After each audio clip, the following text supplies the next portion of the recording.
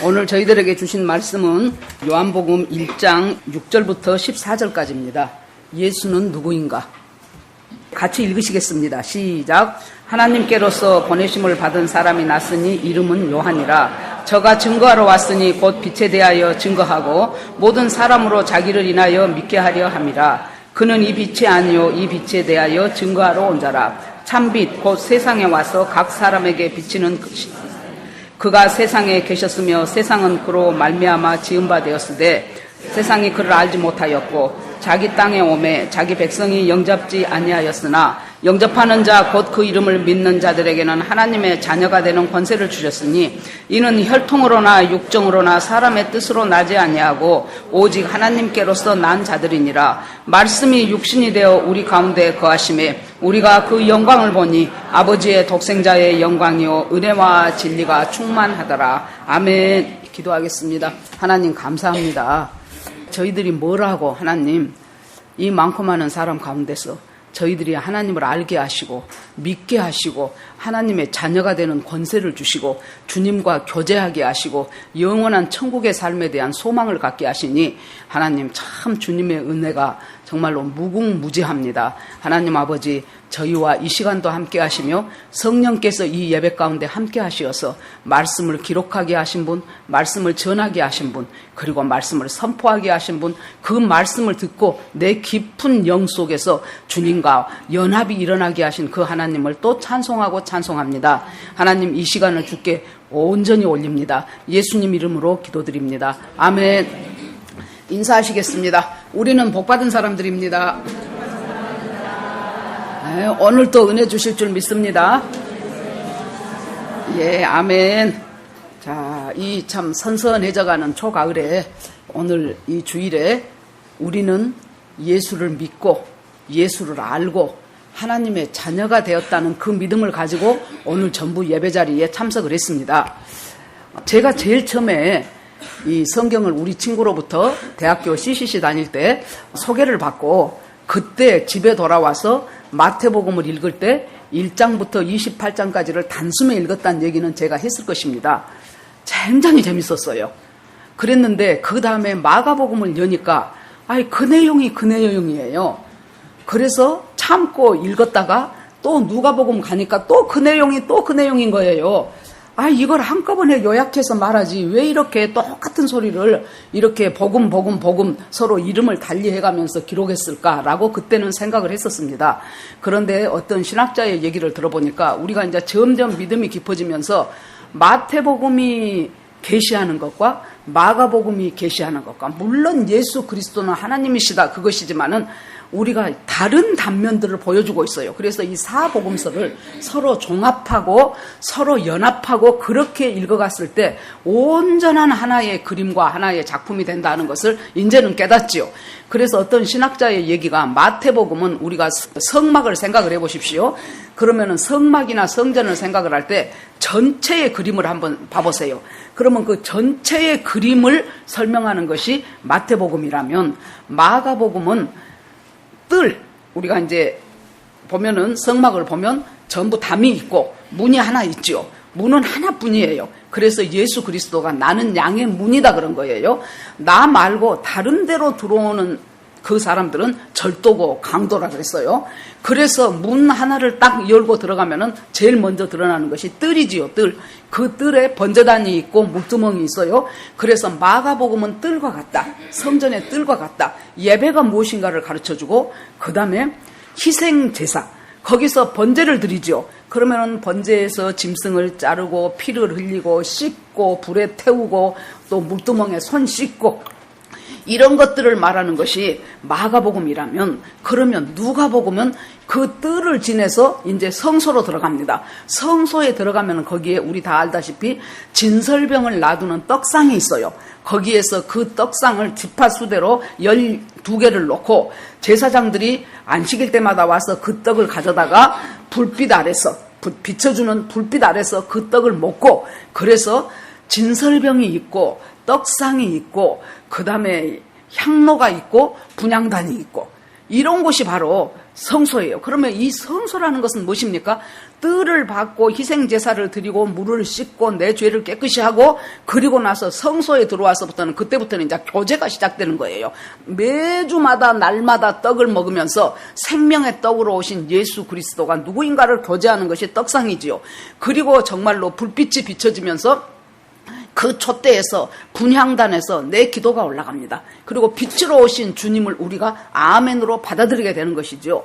그러면 요한복음은 무엇이냐? 예수 그리스도가 십자가에서 죽을 때 바로 그때 성소의 휘장이 위에서 아래로 갈라졌지요. 예수 그리스도의 몸이 찢어지면서 성소와 지성소를 가로막아놨던 그 성소의 휘장이 갈라지면서 우리는 언제든지 그 보혈을 의지해서 담대하게 하나님의 지성소로 나아갈 수 있는데 그것은 바로 우리에게 열어주신 새롭고 산 길이다 그랬어요.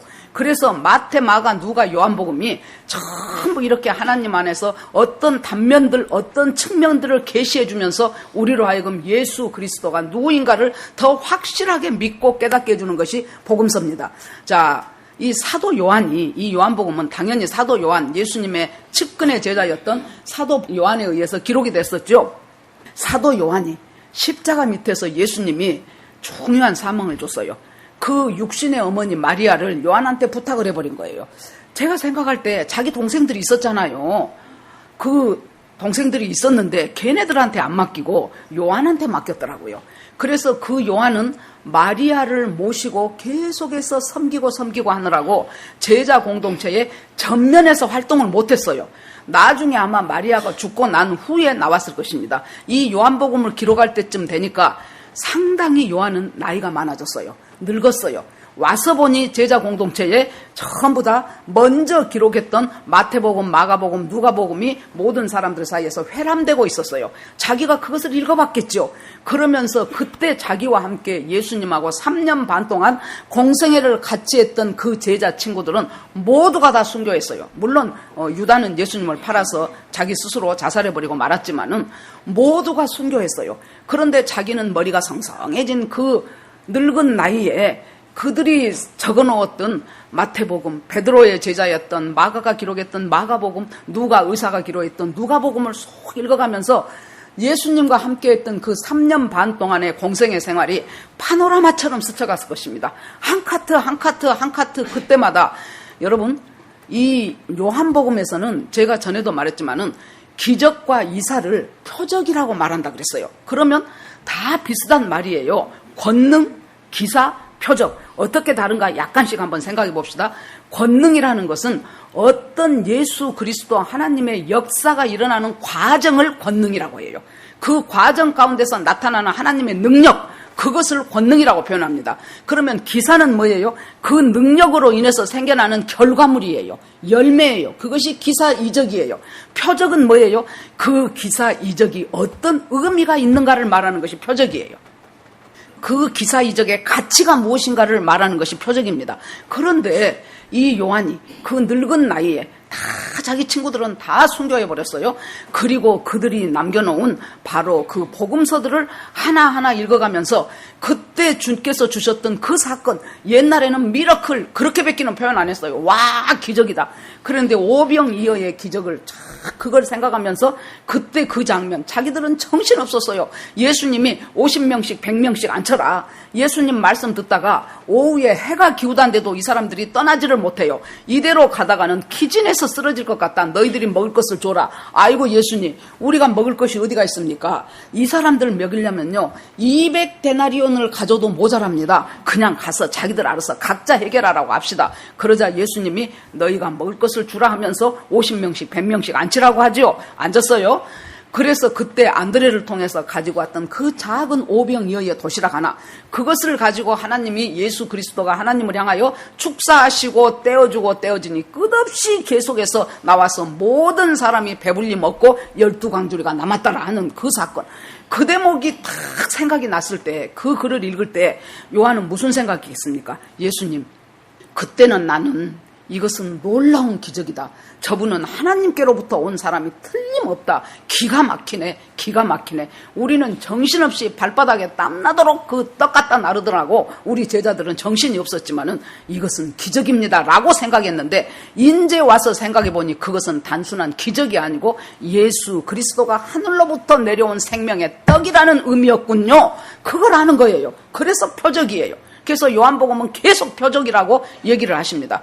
자, 나면서부터 소경되었던 그 소경된 자가 바로 예수님이 진흙 붙여주고 실로암 못에 가서 씻고 와라 그랬더니 못에 가서 씻었더니 눈이 떠지게 됐더라. 와, 놀랍네 그랬겠지요. 그런데 인제 와서 생각하니 그것은 이 세상에 빛으로 오신 바로 빛 자체, 바로 생명의 빛으로 오신 그 예수님이었군요. 바로 태초부터 계셨던 생명의 말씀이 바로 예수님이었군요. 이런 것들을 이제 의미 부여가 되면서 깨닫게 되면서 정말로 이 사건들의 가치를 알게 된 것입니다.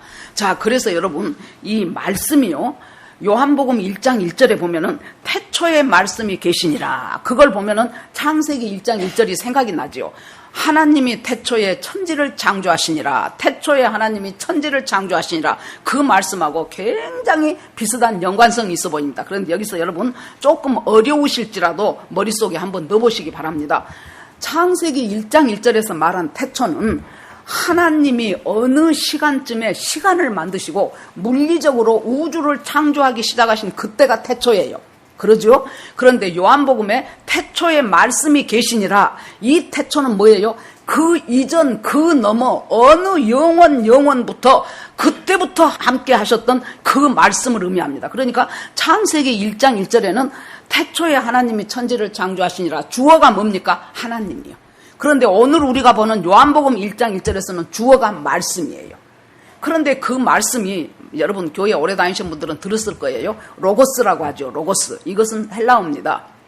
로고스라는 말은 무슨 뜻이냐 그러면은 그 당시에 헬라가 얼마나 철학이 발달했습니까? 플라톤, 아리스토텔레스 뭐 기타 등등 그 사람들이 도대체 이 만물의 기원은 어디서부터 시작이 된 것이냐. 보면 산도 있고 강도 있고 사람도 있고 짐승도 있고 막 도대체 뭔가 기원이 있을 것 아니냐. 그 만물의 기원은 어디서부터일까? 어떤 철학자는 물이다, 어떤 철학자는 불이다, 어떤 철학자는 공기다, 입자다, 뭐 여러 가지 자기 나름대로 그 뜻을 피력을 하는데 분명히 만물의 시작의 기원이 있을 것이다. 그것을 로고스라고 하자 해갖고 로고스예요. 아시겠죠? 그런데 이 로고스라는 말을 이스라엘적 유대적인 개념으로 바꾸면은 mem나라는 단어를 사용한답니다. 이 mem나라는 단어는 언제 사용하냐 그러면은 신적인 창조, 그냥 어디서 우연히 생겨난 것이 아니고 신적인 창조를 말할 때 이 mem나라는 단어를 사용해요. 그러면 이것을 바꿔보면은 뭐예요? 태초에 mem나가 계시니라 이렇게 되겠죠. 자, 그런데 여기 1장 1절을 보면은 문장을 우리가 세 개로 구분할 수가 있어요. 태초에 말씀이 계시니라 1문장, 2문장, 이 말씀이 하나님과 함께 계셨다 2문장, 3문장, 이 말씀은 곧 하나님이시니라. 자, 이 말씀을 자세히 보십시오. 그런데 이 말씀 로고스를 물질로 표현한 것이 아니고 말씀이 계시니라 그랬어요. 인격으로 표현했어요. 인격. 그러면 이 말씀은 어떤 하나의 물질이나 어떤 하나의 다른 이미 만들어진 것이 아니고 이것은 인격이라는 얘기예요. 인격. 그러면 그 인격이 무엇이냐? 세상 천지를 창조하던 그때부터 훨씬 더 영원 전부터 그때 하나님과 함께 하셨던 그 인격, 바로 예수 그리스도를 지금 이 요한은 설명하고 있습니다. 요한이 이걸 깨달은 거예요. 이제 이 많은 세월이 지나가면서 주님과의 깊은 교제 가운데서 그래서 하나님께서 예수 그리스도의 제자 12사람 중에서 나머지 빼버리고 그 중에서도 끝까지 지금 이 세상에서 순교하지 못하고 살아있을 수밖에 없었던 이 요한을 통하여 요한복음과 요한 1, 2, 3서와 그리고 요한계시록, 드디어 이제 칼빈이 요한계시록을 주석을 안 했어요. 그랬는데 지금은 요한계시록이 우리들도 알고 있어요. 자, 우리 하나님께서 이분을 그 계시록 앞으로 먼 훗날 그때부터 시작해가지고 마지막 예수님 재림할 때까지 있어질 그 모든 것들을 사도 요한을 통해서 기록하게 하셨어요. 자, 그러면 말씀은 인격이라고 말씀드렸습니다. 두 번째, 이 말씀이 하나님과 함께 계셨다 그래요. 여기서 중요한 단어는 함께입니다. 함께. 함께라는 것은 지금 우리들 이 제자들 교회라는 공간 안에 우리가 함께 있죠. 이 함께가 아니에요. 위드가 아니에요. 뭐냐 그러면은 그 헬라어 전치사를 보면은 프로스라는 단어인데, 프로스라는 단어는 무엇을 향하여 그런 뜻이에요. 무엇을 향하여. 그러면 이 말씀이 하나님을 향하여 있었다 그 말이에요. 그 말은 하나님과 마주보고 있었단 말이에요. 이 마주보고 있었다는 것은 똑같다 그 말이에요.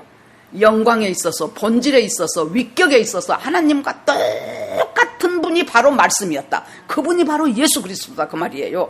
당신들 철학자들이 머리싸매서 생각하는 그 로고스가 아니고 바로 태초부터 하나님과 함께 계셨던 그 말씀이 바로 하나님을 향하여 있어요. 그러면 하나님을 향하여 있다는 것은 하나님과 마주보고 하나님과 똑같은 본질, 똑같은 위격, 똑같은 영광. 그렇다면은 이 예수 그리스도는 뭐예요? 하나님의 속성과 하나님의 성품과 완전 같은 인생을 이 지구상에 와서 살아가신 분이 예수 그리스도라는 얘기예요.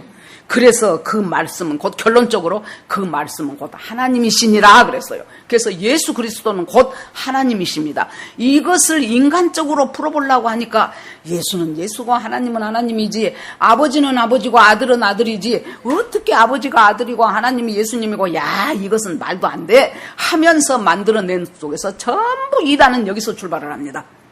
자, 그러는데 여러분, 우리가 믿기 시작하면서 지금 1:1 우리 교회에서 계속 하고 있는 1:1 제자 성경 공부를 보면은 제일 처음에 예수는 누구인가예요. 그래서 예수님이 어디서 태어났냐? 예수님이 언제 태어났냐? 어디서 성장했냐? 그러면서 뭐라고 말합니까? 이제 그러면 예수 그리스도는 자기 자신을 뭐라고 설명을 하는가?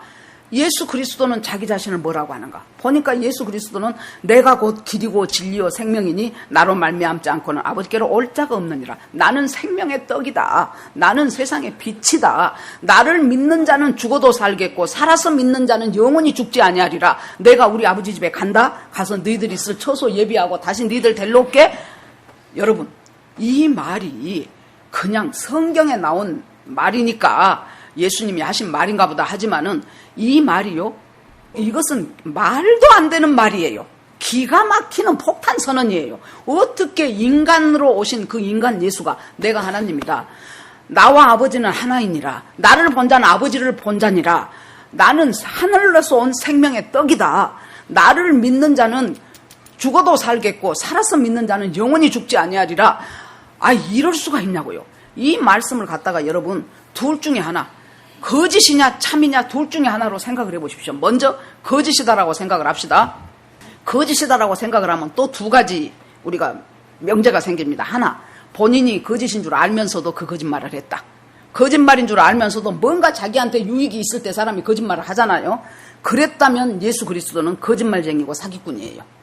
두 번째, 본인이 한 말을 본인도 거짓말인 줄 몰랐다. 진짜 자기가 생명의 떡이고 진짜 자기가 하나님의 아들이라고 그렇게 믿고 있었다. 이것을 우리가 정신병적으로 말하면 과대망상이라 그러지요. 정신병 중에서도 종류가 다양해요. 과대망상도 있고 피해망상도 있고 정신분열도 있고 다양하지요. 그런데 공통적인 특징은 뭐냐 그러면 이 사람들이 일관성이 없답니다. 그러니까 오늘은 나는 예수다 그랬다가 내일은 뭐라 그래요? 나는 베드로다 그런다 그 말이에요. 오늘은 나는 네로 황제다 그랬다가 그 다음에는 뭐라 그래요? 나는 소크라테스다 그런다 그 말이에요. 그러니까 이 사람들, 이 정신병력을 갖고 있는 사람들은 일관성이 없어. 그 다음에 주장하는 바도 일관성이 없을 뿐더러 또 뭐가 있습니까? 이 사람이 말도 일관성이 없어요.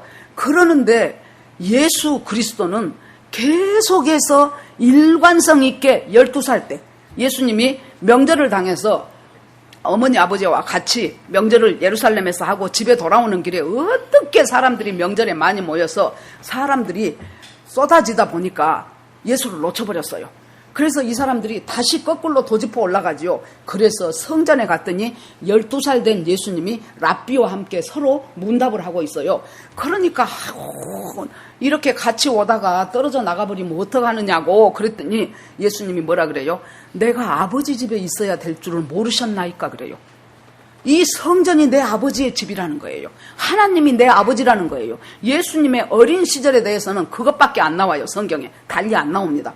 그때부터 시작해서 예수 그리스도의 십자가 달려 돌아가실 때까지 하나님은 내 아버지다. 나와 하나님은 하나이니라. 나를 본 자는 아버지를 본 자다. 엘리 엘리 라마 사박다니 테텔레스타이 그렇게 하면서 모든 인간들의 모든 죄를 전부가 다 본인이 보듬고 안고 돌아가셔 버렸어요.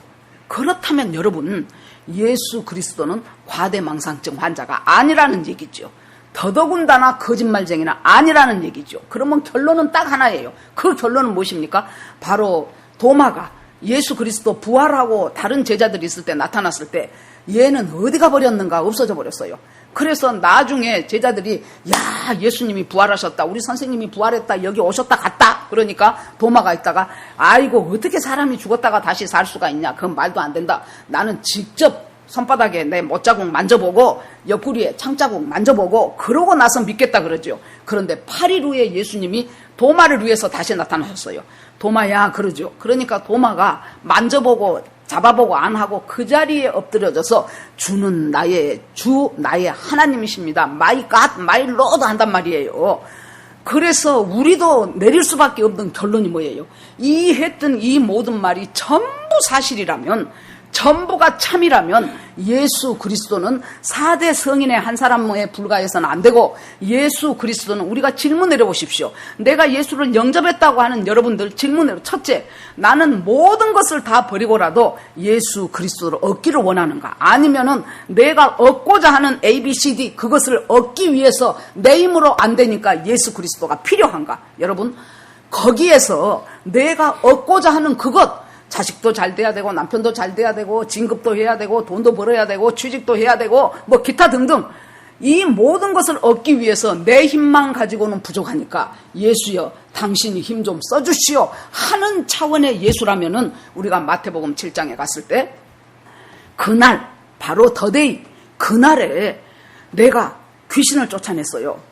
내가 선지자 노릇했어요. 내가 엄청나게 많은 일을 했어요. 주님, 전 누군 줄 아시지요? 그랬더니 예수님이 내가 너를 도무지 모르노라 그래요. 내가 너를 도무지 모르노라. 아니, 어떻게 귀신도 쫓아내고 선지자 노릇했다는 것은 굉장히 많은 말씀을 잘 전해갖고 사람들한테 은혜를 많이 끼쳤다는 소리예요. 선지자 노릇도 하고 병도 고치고 이렇게 한 사람한테 예수님이 나는 모른다 그래요. 그 말은 뭔 말입니까? 그 사람한테 있어서 예수는 나의 무엇을 하기 위해서 당신이 필요할 따름이요. 내 자식 이번에 시험 보니까 합격하기 위해서 기도하니까 당신이 좀 모자란 좀 보태서 쑥 밀어주시오 그 말이에요. 나 이번에 진급해야 되는데 한 사람 진급한다는데 우리 부서에 4명이 지금 진급 대상자입니다. 하나님 내가 이번에 꼭 진급해야 되겠습니다. 하나님 나를 좀 밀어주세요. 이런 차원으로 예수를 알았다면은 그때 가서 그 사람이 엄청난 일을 했을 수도 있어요. 선지자 노릇도 했을 수도 있고 병자도 고쳤을 수도 있고 그럼에도 불구하고 예수님이 나는 너희를 결코 알지 못하노라. 이 말은 나 너 오늘 처음 보는데 왜 네가 나를 안다고 하냐 그 말이에요. 즉 우리가 지금 예수를 믿고 교회를 다닌다고 하면서도 예수 그리스도가 진정한 나의 갓, 나의 로드가 아니면은 그때 가서 예수님이 내가 너를 도무지 우리가 스스로 질문해 봐야 돼. 나는 이러한 것들 때문에 예수가 필요한가? 아니면 나의 모든 것을 다 쓸어간다 할지라도 그럼에도 불구하고 나는 예수를 좋아하는가? 제가 다니엘 김 선교사 설교를 살짝 들었는데요. 그 전에 누가 그 집회에 갔다 와서 그러더라고요. 아이고 목사님 다니엘 김 선교사 결혼할 여자 있대요. 그래서 내가 그래요? 그랬더니 예 결혼할 여자 있답니다. 그래서 그러구나 이제 그랬어요.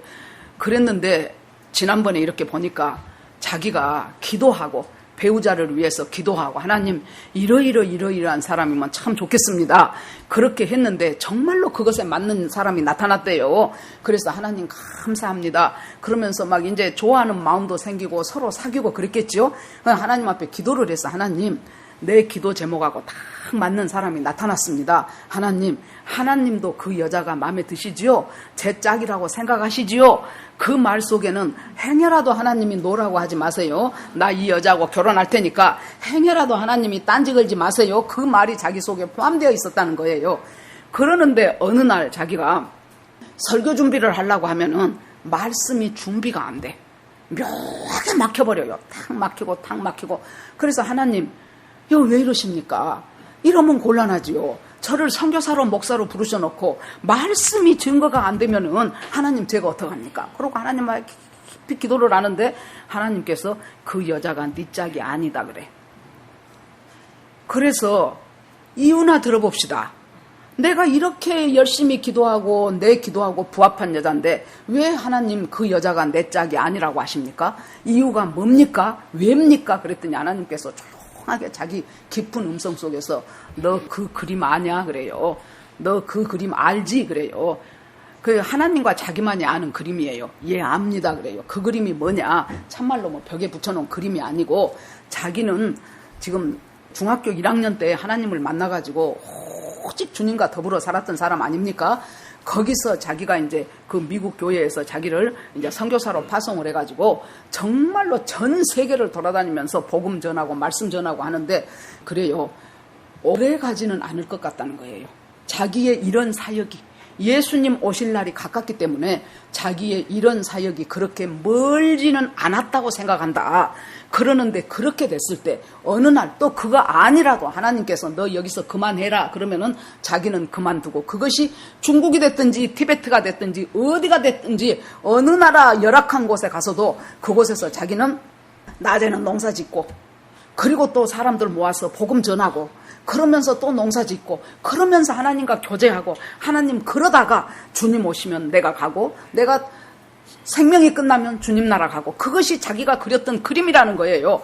그런데 하나님이 있다가 너 그 그림 알지? 그래서 알지요. 그랬더니 그 그림의 그 자매는 그 그림에 맞는 사람이 아니다. 선교사의 아내로 네가 배고플 때 같이 배고파야 되고 네가 핍박당할 때 같이 핍박당해야 되고 네가 고통당할 때 같이 고통당할 수 있는 자매는 아니란다. 그래서 자기가 하나님 알겠습니다. 정리하겠습니다. 그러고 울었대요. 그 얘기 들으면서 나는 이제 인간적인 정 때문에 헤어지라니까 울었나 보다 그렇게 생각했더니 여러분 차원이 달라요. 뭐 때문에 울었냐면은 하나님 내가 그렇게 마음을 줬고 내가 그렇게 사랑했고 내가 그렇게 좋아했던 그 자매를 하나님이 아니다 그러니까 두 번 돌아볼 필요도 없이 정리하겠습니다고 내가 이만큼 주님을 사랑하는군요. 그것이 감격해서 울었다는 거예요. 여러분 이것이 진짜 믿음이에요. 여러분 우리는 우리 원하는 것 안 들어주면 하나님 당신하고 나하고 뭔 억하심정이 있어가지고 저 사람은 저렇게 하는 일마다 잘 되고 저 사람 자식들은 저렇게 인류대학 팍팍 들어가고 취직도 잘 되고 하는데 하나님 나는 이렇게 기도하는데 하나님 왜 그러십니까? 정말로 내가 뭘 잘못했습니까? 하나님 앞에 따지기부터 시작하잖아요. 우리가. 그런데 자기가 그렇게 그 사람이 어디 나이는 젊어도 그렇게 허투른 사람이 아니잖아요. 얼마나 신중하게 기도하고 저자매다 했겠습니까? 그러는데 하나님이 아니다라고 했을 때 얼마든지 그것을 정리할 수 있을 만큼 내가 주님을 사랑하네요. 그것에 감격해서 자기가 울었다는 거예요. 여러분 이 말씀이 주님과 함께 계셨다는 것은 하나님을 향하여 하나님과 마주보고 하나님의 뜻과 성품과 생각과 모든 것이 하나인 그리고 그 영광까지도 하나인 그분이 바로 예수 그리스도라는 거예요. 그렇게 해놓고 그 다음에 내려가면은 생명의 빛으로 오셨는데 이 생명이 사람들의 빛인데요. 4절에 보니까 빛이 어두움에 빛이 돼 어두움에 깨닫지 못하더라 그랬어요. 여러분 어두움이라는 것은 뭐라고 생각할 수 있습니까? 우리 인간의 죄로 말미암아 만들어진 모든 부패와 모든 악함을 총칭해서 어두움이라고 볼 수 있습니까? 그래서 예수님이 빛으로 왔는데 어두움이 빛을 깨닫지 못하더라 그렇게 됐죠. 그런데 원어의 의미를 보면은 깨닫지 못하더라는 의미가 아니고 어두움이 빛을 이기지 못하더라 그렇게 됐어요. 그러니까 어두움이 빛을 배척해버렸어요. 예수 그리스도를 거절해버렸어요. 그러지만은 결국에 가서는 그 빛이 어두움을 이겨버린다는 얘기예요. 이 말씀을 들으면서 여러분들 마음속에 뭘 생각하셔요? 하나님 내 속에 있는 어두움 죄로 인해서 빚어졌던 우리가 여러분 예수 믿고 나서 무엇이 민감해집니까? 죄성이 민감해져요. 옛날에는 죄라고도 생각 안 했던 것이 팍팍팍 가슴을 찌를 때가 있어요. 왜 하나님 나는 이것밖에 안 될까요? 왜 하나님 나는 여기서 이렇게 시기심이 생길까요? 왜 하나님 나는 여기서 교만이 올라올까요? 그 죄성이 있어요. 그것이 어두움이거든요.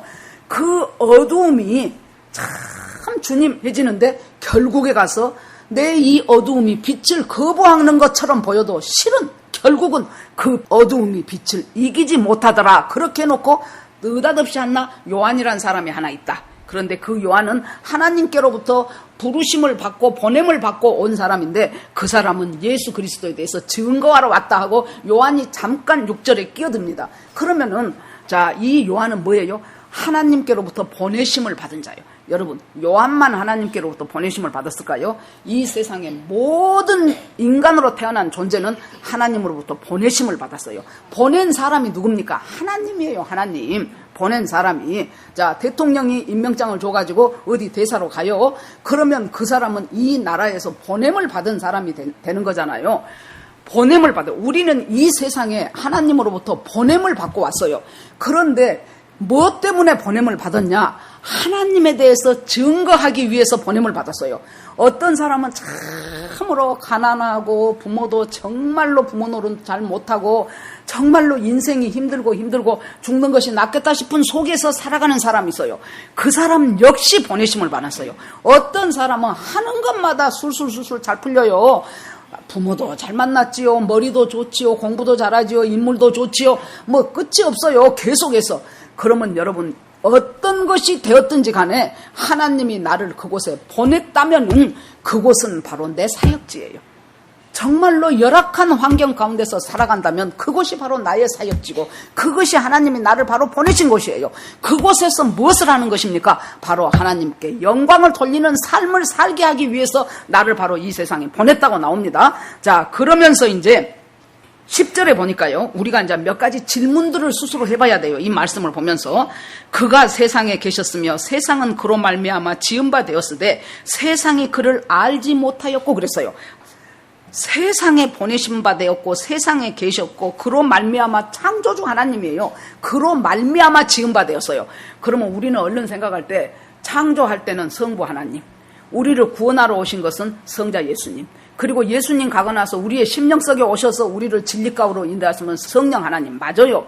그런데 여러분 성부, 성자, 성령은 태초에 그 이전 영원부터 함께 계셔 서로가 서로를 향하여 계셨던 분, 마주했던 분, 영광과 위격과 모든 것에서 똑같이 동일하신 분. 빌립보서 2장 5절에 보세요. 너희 안에 그리스도 예수의 마음을 품으라. 그는 근본 하나님의 본체시나 똑같다 그 말이에요.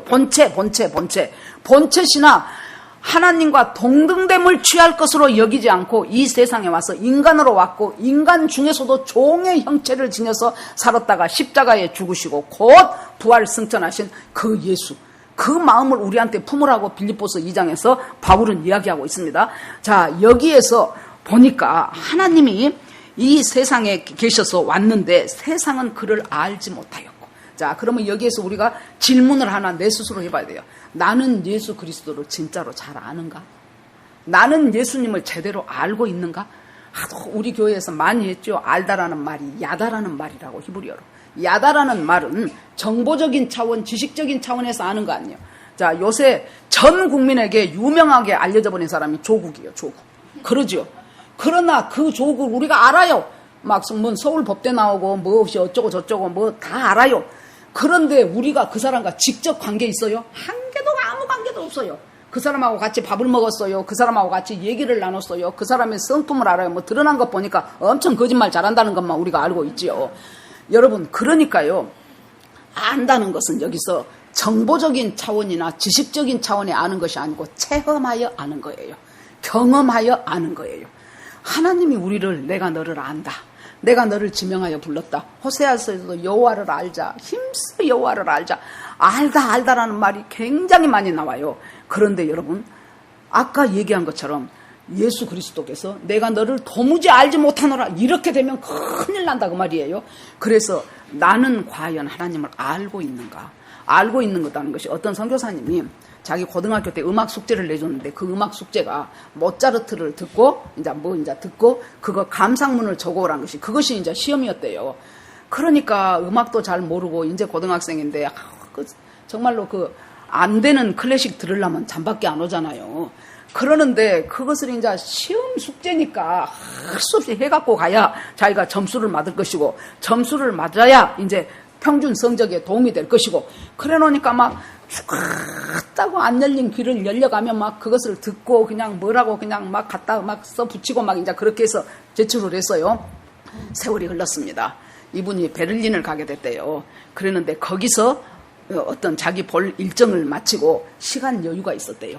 그래서 뭘 할까 하다가 비엔나를 갔대요. 그래서 비엔나에서 오페라하우스에 가니까 모차르트 공연을 하더래요. 4시간 동안. 그런데요, 얼마나 좋은지, 얼마나 감동이 되는지 자기 가슴이 그냥 모차르트로 다 채워져 버리더래요. 그래서 그 4시간 동안 그렇게 선교사님이라 돈도 많지도 않아요. 자기 있는 돈 다 긁어갖고 그 일을 갔대요. 그렇게 해가지고 나와가지고도 그곳을 얼른 떠나지 못하고 그 앞에 카페에 앉아서 팜플렛을 보면서 계속해서 그 4시간 동안 했던 그 공연을 음미했다는 거예요. 그러면 여러분, 자 봅시다.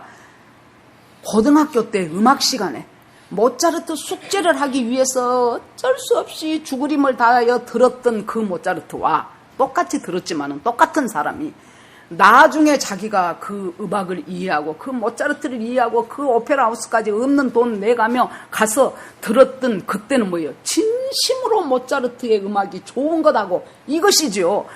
아까쯤에 말했던 고등학교 때 했던 것은 그것은 모차르트를 자기가 1시간을 들었건 2시간을 들었건 알지 못한 거예요. 그러죠?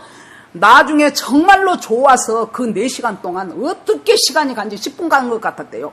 그렇게 들었던 것은 바로 뭡니까? 모차르트를 아는 거예요.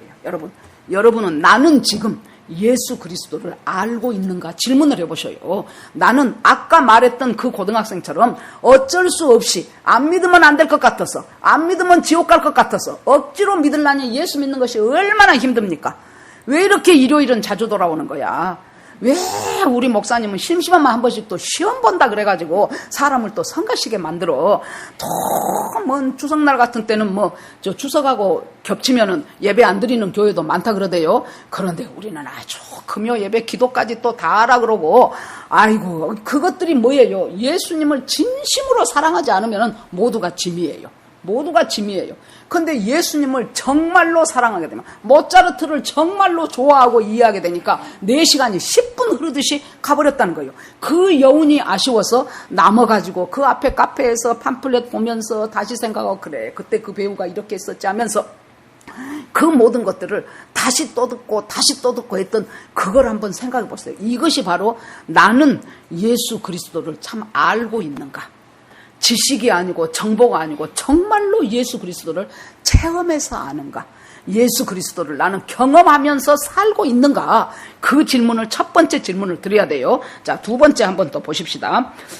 11절에 보니까 자기 땅에 오매 자기 백성이 영접지 아니하였으니, 자, 예수님이 이 세상에 오셨어요. 그런데 자기 백성은 영접하지 않았어요. 창세기 3장 15절에서 죄지은 아담과 하와와 뱀을 하나님이 조르륵 불러놓지요. 자, 너 왜 그랬냐 하고 아담이 대표자니까 아담한테 묻죠. 그러니까 아담이가 하나님이 만들어준 저 여자가요, 나보고 먹으라 그래서 먹었어요. 그랬어요. 처음에 아담이 잠든 틈을 타서 하나님이 그 갈비뼈를 취해서 하와를 만들었죠. 그러니까 눈 딱 떠보니까 아, 세상에 하와가 있는 거예요. 그러니까 뭐라 그래요? 이는 내 뼈 중에 뼈요, 이는 내 살 중에 살이로다. 나보다 더한 나다, 지금 그 소리예요. 내 뼈 중에 뼈고 내 살 중에 살이다. 그랬는데 나중에 선악과 딱 먹고 나니까 첫 번째 뭐예요? 내가 하나님 앞에 만들어주란 말 안 했어요. 나 여자 필요하다는 소리 해본 적 없어요. 나 잠든 때 하나님이 몰래 갈비뼈 하나 빼갖고 나하고 허락도 안 받고 내 상의도 없이 하나님이 만들어준 저 여자. 뼈 중에 뼈요, 살 중에 살이라는 것은 1인칭 중에 1인칭이에요. 그런데 여러분, 결혼할 때 서로 사랑하고 좋아하고 결혼하죠. 그러다가 나중에 이혼할 때는 전부 저 여자, 저 남자, 저 인간, 저 새끼 다 복잡해지는 거예요. 전연 막 복잡해져. 바로 저 여자, 내가 주라고도 하는 저 여자, 하나님이 만들어갖고 저 여자가 이건 먹으라 그래갖고 나 먹었더니 내가 심히 부끄럽고 두려워하여 숨었나이다 그러죠. 무화과 뒤에서 계속 무화과 이파리 따다 붙이고 하다가 그때 우리 하나님께서 뭐라고 합니까? 자, 뱀을 놓고 야단을 치기 시작하면서 하나님께서 여자의 후손이 네 머리를 칠 것이고 너는 여자의 후손의 발꿈치를 물 것이다. 여러분 끝까지 발꿈치 물잖아요. 예수님 재림하셔서 완전히 평정할 때까지 계속해서 사탄은 예수님의 발꿈치를 물고 그 예수를 믿고 따라가는, 아, 예수님이 참 생명이구나, 예수님이 참 빛이구나, 예수님이 내 구주구나, 그렇게 하고 따라가기 시작했던 우리들의 발꿈치도 얼마나 사탄이 뭡니까? 저는요 요새 좀 그 마음이 안타까운 것이 있어요. 뭐냐면은 일본 하나다라는 잡지에 김일성, 김정은한테 충성 맹세한 사람들 한 30명 정도 단체까지 앞에서 명단이 나왔어요. 어떻게 입수한 것인지는 몰라도 상당히 유명한 잡지 같은데 그곳에서 그 명단을 아마 공신력이 있는 데서 유출된 것이라고 저는 봅니다. 제일 1번 이석기, 이정희, 그다음에 문재인, 박원순, 기타 등등 많아요. 우리가 지금 그래 깼다 싶은 박지원 전부 다 충성 맹세한 사람이에요. 그 사람들은 그러리라고 짐작을 해요. 우리도. 그런데 예상하지 못했던 두 분이 들어있더라고요. 목사님들. 아주 한국교회의 훌륭한 목사님들. 너무나 존경했던 목사님들. 제가 이름은 말하고 싶지 않네요. 그런데요, 초기 때 그 남북 나눔운동하고 막 한다고 하면서 돌아다니고 막 그냥 북한에 분유 보내자 그러고 막 그래서 저는 그때 우리 목사님 훌륭하다. 어떻게 저런 생각을 하셨을까 막 그러고 막 흥금하고 그랬다니까요. 그때 제가 그 교회 병신도로 다녔을 때 북한이요 못할 짓이 없는 사람이에요. 그 전에 김일성 종합대학을 나와가지고 북한의 노동신문에 기자를 하다가 한국에 탈북한 사람이 있어요. 아주 인테리로 생겼더라고. 그랬는데 그 사람이 한 말이요. 어느 날 갑자기 신문사에 자기 노동신문 기자인데 갔더니 갑자기 자기를 당의 명령이다 그러면서 정치범 수용소로 보내버렸어요. 그러니까 자기는 도대체 무엇 때문에 자기가 정치범 수용소로 왔는지 알 길이 없어요. 정치범 수용소에서 이제 막 극한 상황들을 자기 눈으로 보지요. 그렇게 하고 어느 날 갑자기 또 부르더니 너는 석방이다, 해방이다, 너는 가라 그래요. 왜 그런 줄을 몰라. 아마도 그 정치범 수용소에 사는 사람들한테 정치범 수용소에서 살아도 잘하면 이렇게 석방된다 하는 그 본떼기로 한번 시범 케이스로 이 사람을 이용하지 않았는가. 제 생각은 그렇게 생각이 돼요. 그래갖고 갔더니 그때가 무슨 이제 무기를 하나 이제 또 개발을 했나 봐요. 김정일 때인데.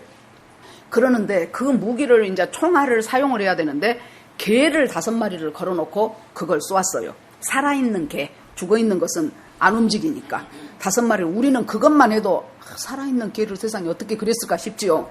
그런데 김정일이가 있다가 뭐라고 한 줄 알아요? 야, 그 개 가지고 되겠나? 그러면서 사람들로 채우라고. 그래갖고 정치범 수용소 5명 딱딱딱딱딱 찍어가지고 그 5명 그대로 세워놓고 거기서 총알 실험을 한 사람들이 그 사람들이에요. 못할 짓이 없어요. 왜 그렇습니까? 인간을 물질로 보기 때문에. 그래서 예수 믿는 사람들이 공산주의 그 사람들이 제일 지금 습득하여 배우는 것이 뭔 줄 압니까? 용어 전술. 용어를 혼란시켜라. 그래서 좋은 말 다 갖다 쓰잖아요. 인권, 평화, 차별 금지, 기타 등등 다 갖다 쓰잖아요. 그래서 사람들이 이 혼란에 용어 전술에 혼란이 오는 거예요. 그래갖고 그 사람들을 딱딱딱딱 그렇게 했던 사람들인데 여러분, 김일성이가 그랬다 그러죠. 월남이 공산화될 때 김일성이가 빨리 이 남반부까지 적화를 해야 되는데 도대체 적화되지 않는 이유가 무엇이냐. 그걸 전부 이제 자기들이 이제 데이터 수집을 했어요. 여러 가지 이유가 있었겠지요. 정치적인 이유도 있고 뭣도 있고. 그랬는데 그 중에 이유 하나가 뭐냐. 한국은 기독교인들이 꼴통 반공주의자들이다. 그래가지고 이 기독교인들 때문에 한국은 상당히 공산화되기가 어렵습니다. 하고 했어요. 그러니까 그때 대형교회 10개만 잡아라. 대형교회 10개를 잡아라. 그래가지고 그냥 뻥뻥 요만큼 뭔 일 있으면 인간이기 때문에 교회도 목사님도 인간이고 성도도 인간인데 그 중에서 탁탁탁 털면은 어딘가 문제 없는 것이 왜 없겠습니까? 또 문제를 또 만드는 사람들도 있어요. 그래갖고는 요만큼 했다 하면은 그냥 막 PD 수첩이다 뭐다에 막 엄청나게 해가지고 한 번 그런 방송에 딱 나와갖고 교회 목사님들의 잘못된 그것이 방송을 해보죠. 100만 명씩은 교인들이 떨어져 버려. 내가 저런 식의 교회 뭐하러 다녀? 그러고 아이고 내가 너보다 훨씬 낫다야. 그러고 100만 명씩 떨어져 버려요. 우리 대학교 다닐 때 CCC 때 한 30%는 예수 믿는 사람이었던 것 같아요. 우리 점심시간에 전부 모여서 기도하고 찬송하고 애들한테 사형리 전하고 막 그렇게 다니면은 그 다음에 보면은 건지는 애들이 몇 명씩이에요. 그래서 나하고 같이 101 강당에 와서 나하고 같이 성경 공부하자. 그러면 막 그 뒤로 오고 전도하고 막 정말 막 여기서는 CCC가 찬양하고 점심시간에 저쪽 잔디밭에 가서는 UBF가 찬양하고 저쪽은 조이선교회가 찬양하고 저쪽은 내비게이터가 찬양하고 기도하고 그랬던 캠퍼스가 지금 여러분 캠퍼스에 다니는 대학생들 가운데서요 2%가 안 돼. 100명 중에서 정기적으로 교회를 다니는 애가 2%가 안 된다고. 2%가 어떻게 이렇게 됐을까요 여러분? 불과 몇십 년 사이에 몇백 년도 아니고. 여러분 세우는 것은 어려워요. 그런데 무너지는 것은 단순간에 무너져버립니다. 인간의 죄로 말미암아 인간의 부패로 말미암아. 우리가 두 번째 해야 될 것은 그 예수를 거부하지 않고 여기서 보니까 자기 땅에 오매 자기 백성이 영접지 아니하였습니다. 그러면 나는 예수 그리스도를 정말로 영접했는가를 생각해 보시라고요. 그래서 나 했어. 그때 어떤 누가 나보고 사형리 갖고 주 예수님하고 따라서 하라고 따라서 해서 영접했는데 여러분도 뭐라고 하면 복음 전하고 영접했어요. 그러고 내가 할 일 다 한 것 같지 않아요? 저도 그랬어요. 그런데 여러분 그 사람의 뒤를 보라고. 영접했다고 하는 사람이 어떻게 사는가를 보세요. 정말로 영접했다면 그 사람은 뒤집어지게 돼 있어요. 자, 로마서에 사람이 마음으로 믿어 의에 이르고 입으로 시인하여 구원에 이르느니라 그랬죠. 이 말은 그래 나 마음으로 믿어 입으로 시인해 예수를 그 차원이 아니라는 거 다 설명드렸죠. 뭡니까? 그때는 예수를 믿고 내가 예수를 믿는다고 입으로 시인하면 목 내놔야 돼요. 초대교회 때 그 서슬이 벌을 때 목 내놔야 됐어요. 목숨을 버려야 됐어요. 내가 마음으로 믿어 주님이 요구하시는 그 의에 내가 이루고 입으로 시인하여 내가 구원에 이르니 입으로 시인해서 예수 그리스도를 믿습니다. 예수 그리스도가 내 구주입니다. 그렇게 확신한다면 그 사람은 내 생명 걸어놓고 하는 것이었어요. 그렇게 해서 여러분 보십시오. 그때부터 이제 정말로 예수를 영접했다면 확 마음속에 뒤집어지기 시작하는 거예요. 보화를 발견했던 사람이 자기 것 몽땅 팔아가지고 가서 그 밭을 샀잖아요. 진주 장사가 자기 것 전부 털어가지고 어디에 좋은 진주 있단다니까 그 진주 사러 있는 힘을 다해서 모든 것 재백사하고 달려가서 그 진주를 사지요. 이것이 복음이에요. 바울을 보세요. 바울. 자기가 가졌던 모든 기득권 나중에 자기가 내가 부득불 이 말을 하나니 하면서 말하죠. 나는 바리새인 중에 바리새인이었다. 거기에서 신앙의 순수성으로 알아주는 나는 베냐민 지파였다. 가장 훌륭한 건 나는 가말리엘의 문화생이었다. 거기다가 나는 로마의 시민권이 있었다. 그 사회에서요 0.1% 안에 들어가서 살 수 있는 모든 기득권을 갖고 있었는데 예수를 딱 만나갖고 당신이 나의 구주고 나의 하나님입니다 하고는 그 모든 것들이 딱 두 개를 반틈으로 갈라서 대차 대조표를 딱 해놓고 보니까 바로 내가 그렇게도 추구하고 그렇게도 가지려고 했었고 그렇게도 쥐고 싶어하고 자랑스러웠던 모든 것이 전부가 다 그것은 배설물이로구나. 그걸 깨달은 거예요. 여러분 이것이 영접했다는 의미예요. 영접했다는데 한 개도 영접하기 전하고 달라진 것이 없어. 언제든지 예수는 내 인생에 있어서 세 번째, 네 번째, 다섯 번째예요. 그리고 나는 내 뜻대로 살고 싶은 거예요. 내 의견대로. 내 생각과 다르면은 교회도 떠나. 내 생각은 이러는데 저 목사님이 저렇게 말하네. 그러면 교회도 떠나요. 교회 떠나서 딴 교회로 갔으면 좋은데 다른 교회로 간들 그 생각이 바뀌지 않으면 그 사람이 예수님이 나중에 하나님이 나 너를 도무지 모르노라 하지 않을까 심히 걱정되죠. 영접하였다는 것은 바로 그런 거예요. 쉬운 의미가 아닙니다. 목숨을 내거는 거예요. 쉬운 의미가 아니에요. 나는 과연 예수를 영접했는가? 한번 여러분들 스스로 질문을 해보셔야 돼요. 항상 나 좋을 대로 살면서, 항상 내 이익대로 살면서, 항상 내 기분 내키는 대로 살면서, 항상 내 감정 쓸리는 대로 살면서, 그리고 나서 주일날 한번 와서 눈물 찔끔 흘리고 은혜 받았어요 그러고 그러면서 그래 하나님은 여러분 보세요. 구원이라는 것이 자 세상이 의미하는 것이 애굽이었습니다. 애굽에서 전부 종살이 했어요. 너나 나나 없이 다 종살이 했습니다. 하나님의 기적으로 애굽을 나왔어요. 그리고 홍해를 건넜어요. 그러니까 기가 막히죠.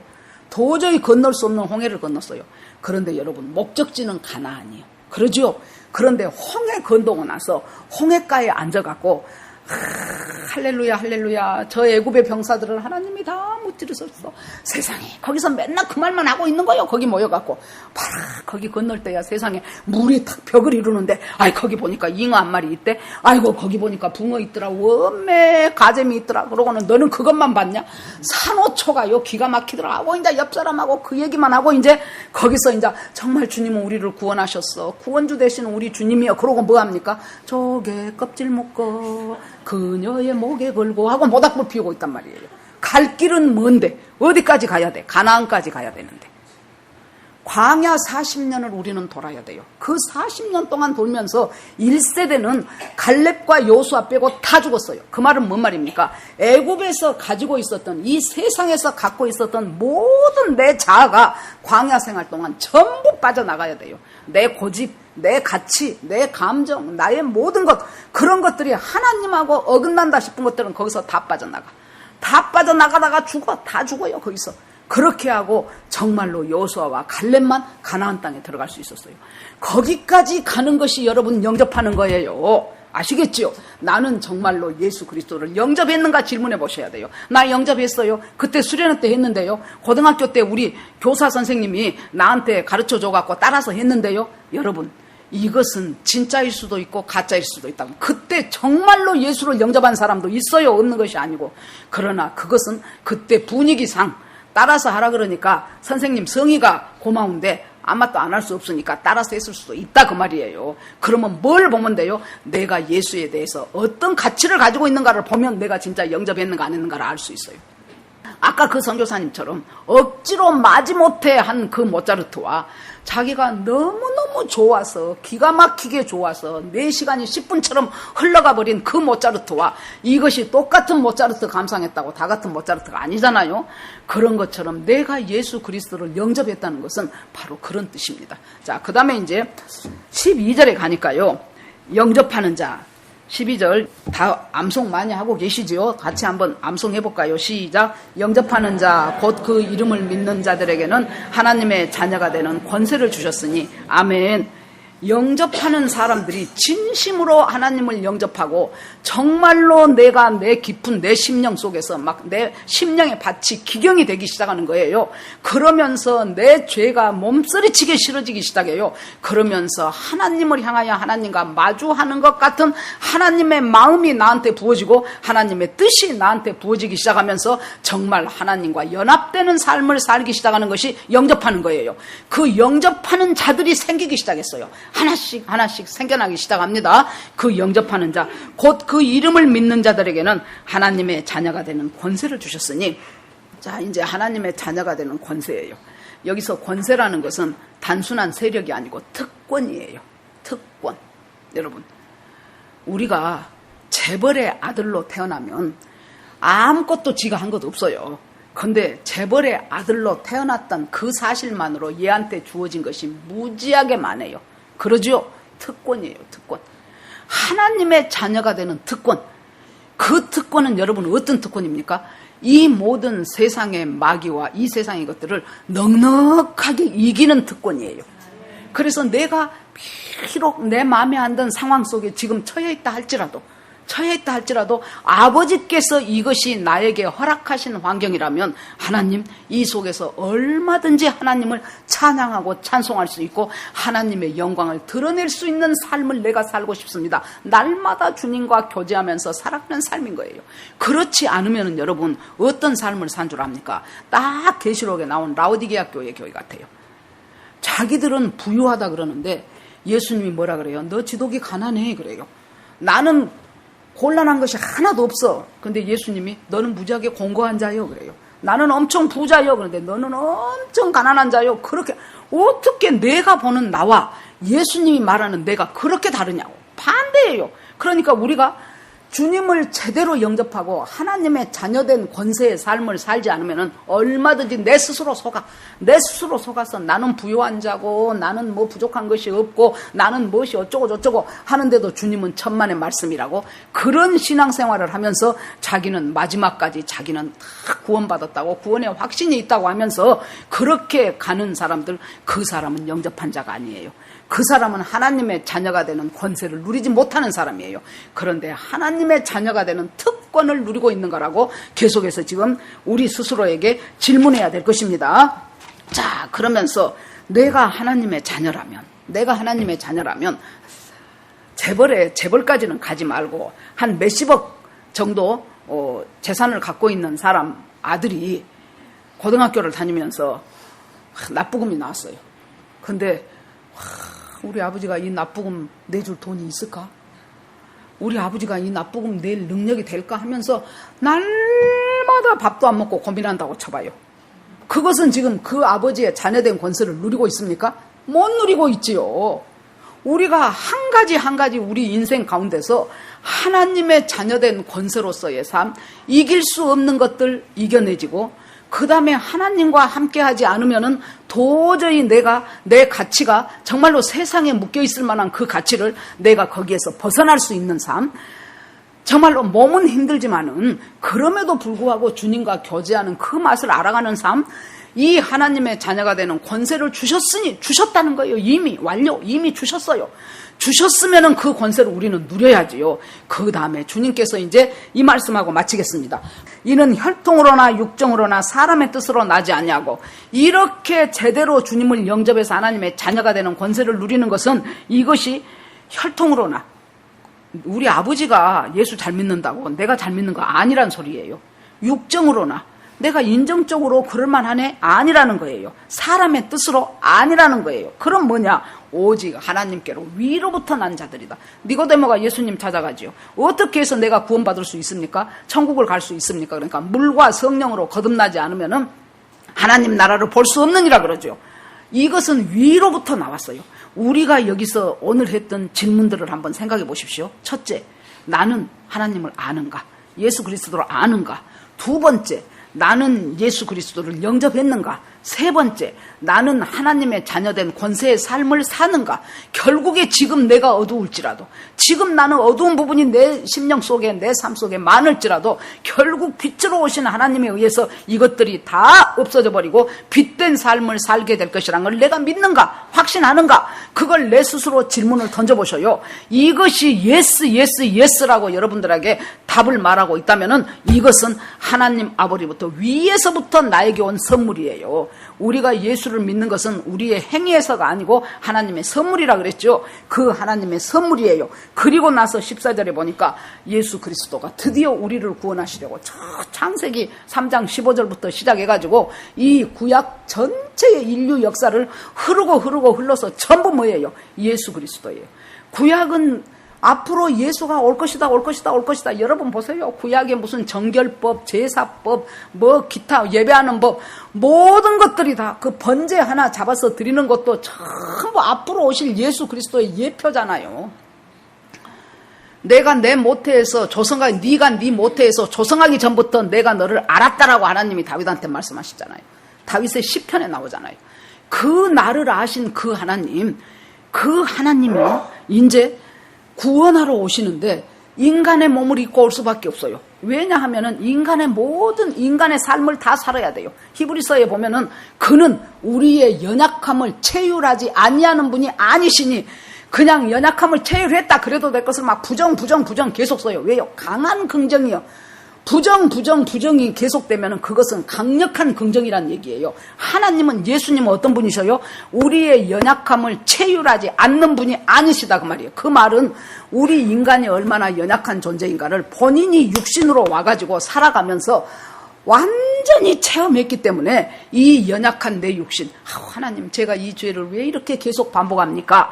하고 그 뒷날 또 짓는 이 연약한 이 존재, 이것을 너무나도 잘 아시는 주님이시다 그 말이에요. 그래서 주님 앞에 그걸 가지고 나가요. 이것은 혈통으로나 육정으로나 하나님의 뜻으로 된 것이 아니지요. 그래서 육신이 되어 오셔가지고 사람이 되었는데 우리 가운데 거하심에 그랬어요. 거하다는 것은 텐트를 치심에 그 말이라 그랬어요. 우리 삶 속에, 우리 인격 속에 하나님이 텐트를 치는 것은 우리를 하나님의 신부로 삼아갖고 신방을 꾸몄다 그 소리예요. 예수님이 신랑이고 우리가 신부가 돼서 하나님이 예수 그리스도가 우리를 신방을 꾸며요. 그래서 신랑 신부의 관계로 살다가 영원한 주님 나라에 같이 가는 거예요. 주님이 오셔서 데려가는 거예요. 아니면 내가 주님 오시기 전에 죽었다 그러면 내 영혼과 육체가 분리되죠. 그때 하나님 앞에 가요. 그러면 하나님께서 사랑하는 딸아, 사랑하는 아들아, 내가 너를 지명하여 불러갖고 내가 너를 한국 땅 누구 집에 내가 너를 불렀는데 네가 그 보냄을 받은 사명 잘 감당하고 왔구나. 사랑하는 딸아. 그 속에서 어떤 사람들은 눈물이 하염없이 흐를 것이고 자기의 그 지나갔던 그걸 돌이켜볼 때 어떤 사람들은 다 그때 그 24장로들이 자기의 면류관을 계시록에 보면은 예수님의 발 앞에 던진다는 것이 둔다 그 말이에요. 예수님의 발 앞에 면류관을 하나님이 씌워주는데 그 면류관을 두면서 이 면류관 우리가 쓸 자격이 없습니다. 우리가 뭘 했다고 이 면류관을 씁니까? 이 면류관은 주님이 받으셔야 될 면류관입니다 하고 영광을 돌리잖아요. 자, 그렇게 살아가는 것이 여러분 예수 믿는 것은 굉장히 심플합니다. 예수 믿는 것은 굉장히 단순해요. 살아계신 하나님의 아들 예수 그리스도가 나의 왕이 되는 거예요. 그렇기 때문에 심심하면 어떤 사건마다 예수는 나의 왕인가? 예수는 나의 주인인가? 나는 정말로 예수를 아는가? 체험하여 아는가? 나는 예수 그리스도를 믿고 영접했는가? 그렇다면 나는 예수 그리스도가 살아가야 될 그 삶의 길을 나는 뒤따라가면서 바로 하나님의 자녀된 특권을 누리면서 나는 살고 있는가? 그것을 우리 스스로 질문을 해본다면 우리 인생에서 신앙생활이 내가 지금 어느 만큼 지금 오고 있는가 하는 것이 잣대로 매겨질 수 있을 것입니다. 자, 말씀을 마치려고 합니다. 예수님은 여러분한테 누구이십니까? 그냥 일주일에 교회 한 번씩 와서 내 마음 설교하는 목사님 설교 듣고 그냥 아멘이네, 괜찮네, 오송잔 목사님, 여자 목사님 치고는 상당히 말씀 좋아, 그렇게 하고 남한테 기껏 더 하면 자기 아는 사람한테 또 보내갖고 들어봐. 그러면 그 사람이 또 보내. 그 정도? 예, 여러분, 예수님은 나에게 누구인가? 질문해 보십시오. 예수님은 나에게 누구인가? 내가 만약에 여기에서 온전한 답이 나오지 않는다면 부끄럽게도 나는 예수 그리스도가 내가 너를 도무지 모르노라 하는 대상에 낄 수도 있어요. 그러나 항상 하는 말이지만은 여러분, 지금은 기회의 시대입니다. 지금은 은혜의 시대입니다. 지금이라도 죽게 돌이키면 돼요. 오늘 이 순간부터. 아직 안 죽었잖아요. 이 순간부터 죽게 돌이켜서 조용히 주님 앞에 무릎을 꿇으십시오. 무릎을 꿇고 하나님, 정말로 나의 왕과 나의 하나님이 되어주십시오. 나는 그냥 내 필요한 것들을 들어주고 능력 있는 분으로 예수님을 생각하는 정도로 내가 그쳤습니다. 이제는 주님이 나의 왕이 되어주시기를 원합니다. 그리고 여러분 하나씩 여러분 스스로 뭔가를 하나 만드세요. 우리가 요새 여호수아서를 보지요. 여호수아에서 보니까 아이성에 실패하지요. 그러니까 하나님이 뭐 하라 그래요? 이제 아이성을 다시 복구전을 해야 돼. 복구전을 해야 되는데 여리고성 뺑뺑 돈 것하고는 전혀 다른 전략을 하나님이 펼쳐요. 뭐합니까? 복병을 성 뒤에다 두라는 거예요. 아이성 뒤에다 복병을 두라는 거예요. 그거 복병을 3만 명을 두라 그러더니 그것 갖고 모자라가지고 또 저쪽에다가 5천 명을 또 따로 두라 그래요. 그래가지고 나중에 그 사람들은 절대로 정신을 잃으면 안 돼요. 여호수아가 단창을 들어. 긴 창도 아니고 단창이야, 단창. 그러니까 한 군데도 한눈을 팔면 안 되죠. 단창 든 것을 봐가지고 여호수아가 단창으로 딱 신호를 하면 그때 전부 다 아이성에 들어가서 그 성에다가 불을 놓아버리라는 거예요. 그리고 나머지 사람들은 가짜로 진쳐가면서 막 지금 후퇴를 해요. 그러니까 아이성 사람들이 저것들 우리한테 지더니 저것들 또 지네, 또 도망가네 그러고 멀리 따라가 버려요. 그때 여호수아의 단창을 들 때 거기서 불을 놓지요. 그걸 보면서 제가 제 속으로 매복병, 사람이 매복병이 있어야 되겠구나. 결정적인 승리를 할 때는 매복병을 둬야 되겠구나. 그래서 저는 어떻게 적용을 했냐면 첫 번째 매복병, 우리 집에 다락방 있잖아요. 그래서 그 다락방에를 반드시 하루에 한 번은 올라갈 것. 그 속에서 30분을 있든 1시간을 있든 반드시 하루에 한 번은 올라가서 우리 남편이 자기 방 빼놓고는 전부 다 내 방이에요. 맞아요. 우리 유한의 식구들 와가지고 안방을 줘버렸는데 걔네들이 가버리니까 이제 안방도 내 방, 그 다음에 이제 서재 있는 책상도 내 방, 책장도 내 방, 그러고 이제 다락방까지 내 방이 된 거예요. 그래서 이제 그 다락방에 가서 하나님, 제가요 주님을 만나러 왔어요. 안방에 있다고 못 만나겠습니까? 만나러 왔어요 하고 찬송하고 성경 보고 기도하기 시작해요. 그런데 참 주님이 기다렸던 것, 기도가 참으로 잘 돼요. 그래서 내가 하나님, 나는 이 다락방에서의 이 주님과의 만나는 이 은밀한 시간을 내 매복병으로 제1 매복병으로 잡겠습니다. 두 번째는 내가 그쪽에 이사 온 지 이제 10월달이 되면 한 달이 다 돼가요. 내가 하나님 앞에 간간히 기도해요. 여기에서 사는 사람들 가운데서 하나님, 전도해야 될 사람을 만나게 해주죠. 왜 사람들이 요새는 말을 붙이면은요 경계하고 보고 막 그러잖아요. 어저께도 산에 갔다 오다가 뭐 쬐끄만 애기 4살 된 여자애 되고 젊은 엄마가 와서 나는 이뻐갖고 우리 손녀 생각나서 아유 애기가 몇 살이에요 그랬더니 막 나를 때리면서 저 사람이 왜 물어본 거 막 그런 표정으로 막 한참 대답을 안 해. 그 엄마가 그러니까 애기도 막 긴장을 해갖고 막 어쩔 줄을 몰라. 그래서 내가 아이고 가거라 어서 가거라 그랬거든요. 그래서 내가 최소한 일주일에 한 번은 내가 단지가 크지 않아서 내가 돌기도 한 5분에서 10분 그 사이만 돌면 돼요. 그걸 돌면서 하나님, 이곳에서 만나야 될 사람 만나서 하나님 예수를 전할 수 있게 하옵소서. 더 나아가서는 내가 월요일은 쉽니다. 하나님, 월요일에 이 단지 안에 있는 사람 중에서 나하고 예수를 전하고 성경 공부할 수 있는 사람 하나님 붙여주십시오. 내가 그것을 일주일에 한 번은 꼭꼭 해야 되겠다. 이 두 개를 나의 매복병으로 삼아야 되겠다. 그래서 지금 열심히 지금 실행하고 있는 중입니다. 여러분들이 놓치지 말아야 될 이 매복병은 뭐예요? 결정적인 순간에 승리를 가져오는 사람들이 매복병이었습니다. 여러분들의 삶 속에서도 결정적인 전쟁의 영적 전쟁에서 승리를 가져올 수 있는 그 매복병을 만들어내시기 바랍니다. 저는 저를 예를 들었을 따름입니다. 오늘 이 말씀 가운데서 예수는 정말 나에게 누구인가? 모든 것 다 던져버리고라도 나는 예수만을 택할 수밖에 없는 그 예수인가? 아니면은 내 모든 것 다 갖고 싶으니까 당신 좀 도와주세요. 그 예수인가? 그러면 예수님은 마지막 때 나는 너를 모르노라 할 것입니다. 저와 여기 계신 모든 여러분들이 정말로 그날 더데이 우리 주님이 우리를 만나는 날, 내가 주님을 만나는 날, 그때 사랑하는 딸아, 사랑하는 아들아, 내가 너를 사랑한다. 네가 얼마나 나를 사랑하기 위해서 애매한 고난을 당했는가도 안다. 네가 얼마나 나를 사랑하면서 너의 많은 귀한 것들을 네가 참 배설물로 여겼는지 내가 안다 하시는 그 말씀과 칭찬과 면류관을 받는 저와 여러분이 되기를 주의 이름으로 축원합니다. 오늘 말씀을 생각하면서 우리 다 같이 주여 한번 부르고 1분간만 기도하겠습니다. 주 하나님 아버지 감사합니다. 정말로 예수는 나에게 누구인가 다시 한번 생각해보게 하여 주시옵소서.